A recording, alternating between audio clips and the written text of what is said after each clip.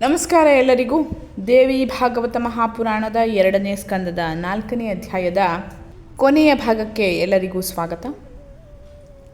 ಹಿಂದಿನ ಭಾಗದಲ್ಲಿ ನಾವು ಯಾವ ರೀತಿ ಗಂಗಾದೇವಿ ಹಾಗೆಯೇ ಶಂತನು ಮಹಾರಾಜನ ನಡುವೆ ವಾಗ್ವಾದ ನಡೆದಿತ್ತು, ಹಾಗೆಯೇ ಕೊನೆಯಲ್ಲಿ ಗಂಗಾದೇವಿ ತನ್ನ 8ನೆಯ ಪುತ್ರನನ್ನು ತನ್ನ ಜೊತೆ ಆತನ ಯೌವನದವರೆಗೆ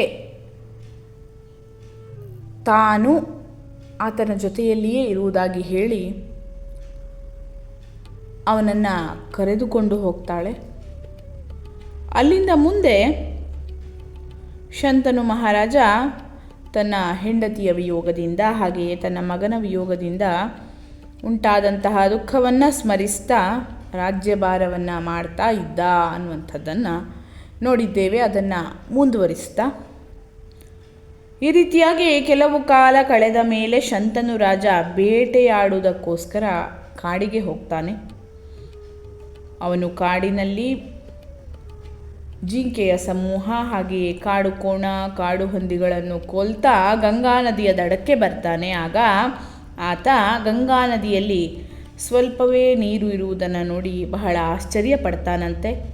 ಆಮೇಲೆ ಶಂತನು ಮಹಾರಾಜ ಗಂಗಾ ನದಿಯ ದಡದಲ್ಲಿ ದೊಡ್ಡ ಧನಸ್ಸನ್ನು ಎಳೆದು ಕಟ್ಟಿ ಅನೇಕ ಬಾಣಗಳನ್ನು ಹೂಡಿ ಪ್ರಯೋಗಿಸ್ತಾ ಆಟವನ್ನು ಆಡ್ತಾ ಇರುವಂತಹ ಒಬ್ಬ ಬಾಲಕನನ್ನು ನೋಡ್ತಾನೆ. ಆ ಬಾಲಕನನ್ನು ನೋಡಿ ರಾಜ ಆಶ್ಚರ್ಯ ಪಡ್ತಾನೆ. ಆತ ಯಾರು ಅನ್ನುವಂಥದ್ದು ಶಂತನು ಮಹಾರಾಜನಿಗೆ ಸ್ವಲ್ಪವೂ ಗೊತ್ತಾಗಲಿಲ್ಲ. ಆತನಿಗೆ ತನ್ನ ಹಿಂದಿನ ನೆನಪು ಕೂಡ ಬರಲಿಲ್ಲ. ಶಂತನು ರಾಜ ಆ ಬಾಲಕನು ಮಾಡ್ತಾ ಇರುವಂತಹ ಸಾಮಾನ್ಯ ಮನುಷ್ಯರಿಗೆ ಅಸಾಧ್ಯವಾದ ಕೆಲಸವನ್ನು ಬಾಣಗಳನ್ನು ಪ್ರಯೋಗಿಸುವುದರಲ್ಲಿ ಅವನ ಕೈ ಚಟುವಟಿಕೆಯನ್ನು ಅಸದೃಶವಾದಂತಹ ಅವನ ತಿಳುವಳಿಕೆಗಳನ್ನು ಮನ್ಮಥನಿಗೆ ಸಮಾನವಾದ ಅವನ ರೂಪವನ್ನು ನೋಡಿ ಬಹಳ ಆಶ್ಚರ್ಯಪಡ್ತಾನೆ. ಆಮೇಲೆ ಆತ ಆ ಬಾಲಕನಲ್ಲಿ ಕೇಳ್ತಾನೆ, ಎಲೈ ಪಾಪರಹಿತನಾದ ಬಾಲಕನೇ, ನೀನು ಯಾರ ಮಗನು ಅಂತ. ಆ ಬಾಲಕ ಶಂತನು ಮಹಾರಾಜನಿಗೆ ಉತ್ತರವನ್ನು ಕೊಡಲಿಲ್ಲ. ನಂತರ ಆ ಬಾಲಕ ಅಲ್ಲಿಯೇ ಕಣ್ಮರೆಯಾಗಿ ಬಿಡ್ತಾನೆ.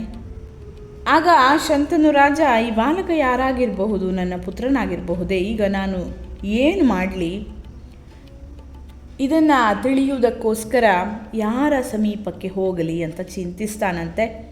ಆಗ ಶಂತನು ರಾಜ ನಿಶ್ಚಲವಾದ ಮನಸ್ಸುಳ್ಳವನಾಗಿ ಏಕಾಗ್ರವಾದ ಧ್ಯಾನದಿಂದಲೂ ಸ್ತೋತ್ರದಿಂದಲೂ ಗಂಗೆಯನ್ನು ಸಂತೋಷಗೊಳಿಸ್ತಾನೆ. ಆಗ ಗಂಗೆ ಸುಂದರವಾದ ರೂಪವುಳ್ಳವಳಾಗಿ ಹಿಂದೆ ಹೇಗೆ ಶಂತನು ರಾಜನಿಗೆ ಕಾಣಿಸಿಕೊಂಡಿದ್ಲೋ ಹಾಗೆಯೇ ಈಗಲೂ ಆತನಿಗೆ ಕಾಣಿಸಿಕೊಳ್ತಾಳೆ. ಶಂತನು ರಾಜ ಆಕೆಯನ್ನು ನೋಡಿ, ಎಲ್ಲವು ಗಂಗೆ, ಈ ಕ್ಷಣದಲ್ಲಿ ಮರೆಯಾದಂತಹ ಈ ಬಾಲಕ ಯಾರು, ನೀನು ನನಗೆ ಈಗ ಅವನನ್ನು ತೋರಿಸು ಅಂತ ಕೇಳುತ್ತಾನೆ. ಆಗ ಗಂಗೆ ಹೇಳ್ತಾಳೆ, ಎಲೈ ರಾಜಶ್ರೇಷ್ಠ, ಆ ಬಾಲಕ ನಿನ್ನ ಮಗನು, 8ನೇ ವಸುವಾದ ಇವನನ್ನು ಕಾಪಾಡಿದೆನು, ಇವನನ್ನು ನಾನು ನಿನ್ನ ಕೈಯಲ್ಲಿ ಈಗ ಕೊಡುತ್ತೇನೆ. ಗಂಗಾಪುತ್ರನಾದ ಈ ಬಾಲಕನು ಮಹಾ ತೇಜಸ್ವಿಯಾಗಿಯೂ ತಪಸ್ವಿಯಾಗಿಯೂ ಇರುವನು. ಈ ಬಾಲಕನು ನಿನ್ನ ವಂಶಕ್ಕೆ ಕೀರ್ತಿಯನ್ನು ಉಂಟು ಮಾಡತಕ್ಕವನು, ವ್ರತಾಚಾರ ಸಂಪನ್ನನೂ ಆಗುವನು. ಈ ಬಾಲಕನು ಸಮಸ್ತ ವೇದಗಳನ್ನು ಧನುರ್ವೇದವನ್ನು ಚೆನ್ನಾಗಿ ಕಲಿತಿರುವನು. ಈ ನಿನ್ನ ಪುತ್ರನು ಶ್ರೇಷ್ಠವಾದ ವಸಿಷ್ಠ ಮಹರ್ಷಿಯ ಆಶ್ರಮದಲ್ಲಿದ್ದನು. ಇವನು ಸಮಸ್ತ ವಿದ್ಯೆಗಳ ಪ್ರಯೋಗದ ರೀತಿಯನ್ನು ತಿಳಿದವನಾಗಿಯೂ ಪರಿಶುದ್ಧನಾಗಿಯೂ ಎಲ್ಲ ವಿಷಯಗಳಲ್ಲಿಯೂ ಸಮರ್ಥನಾಗಿಯೂ ಇರುವನು.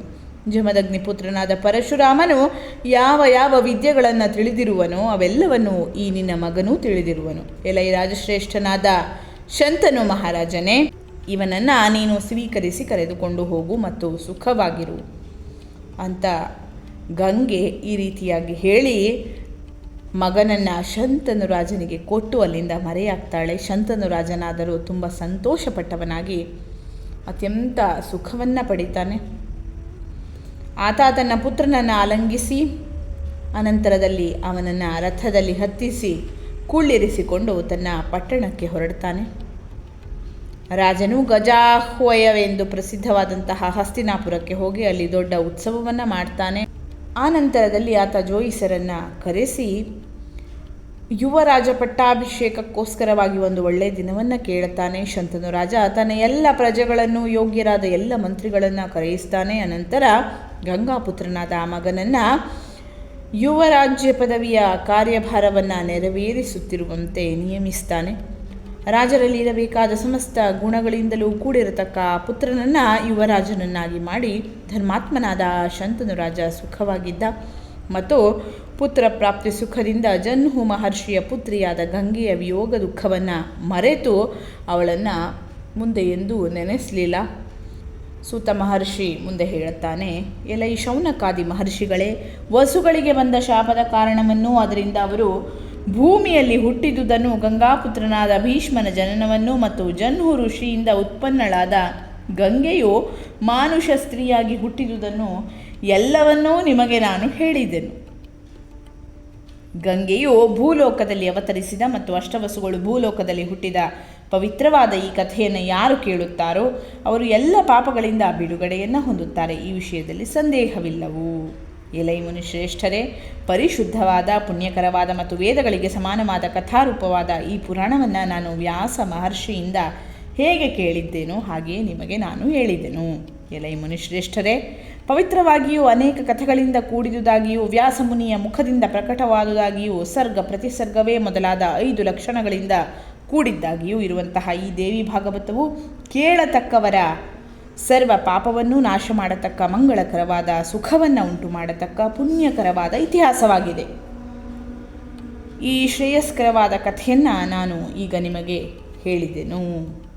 ಇಲ್ಲಿಗೆ ಶ್ರೀದೇವಿ ಭಾಗವತವೆಂಬ ಮಹಾಪುರಾಣದ 2ನೇ ಸ್ಕಂದದ 4ನೇ ಅಧ್ಯಾಯ ಮುಕ್ತಾಯವಾಗ್ತದೆ.